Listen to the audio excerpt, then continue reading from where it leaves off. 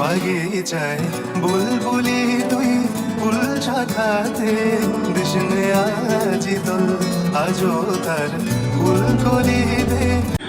এইমাত্র যে গানটি শুনলেন সেটা কাজী নজরুল ইসলামের বিখ্যাত একটি গান বুলবুল। গানটি এখন আমরা রোমান্টিক গান হিসেবে বিবেচনা করলেও এটা মোটো রোমান্টিক গান না, এটা পিছনে আছে করুণ একটা ইতিহাস। কাজী নজরুল ইসলাম একটা ছেলে ছিল, যার নাম ছিল বুলবুল। ছেলেটা 4 বছর বয়সে মারা যায়। যে রাতে সেই ছেলেটা মারা যায় তার পকেটে একটা টাকাও ছিল না, অথচ দাফন কাফন গাড়ি ভাড়া করে দেহ গোরস্থানে নিয়ে যাওয়া সহ জমি কেনা 150 টাকার মতো লাগতো।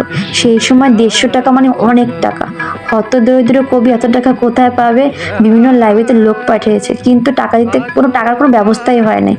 তখন শুধুমাত্র ডিএম লাইব্রেরি থেকে 35 টাকা দিয়েছিল, কিন্তু তখন অনেক টাকার ব্যাপার হয়ে গেছে। ঘরে শিশুর লাশ রেখে কবি গেলেন এক প্রকাশকের কাছে। প্রকাশক তাকে শর্ত দিল যে তাকে এখন এটা কিছু লিখে দিতে হবে, তার বিনিময়ে সে টাকা দিবে।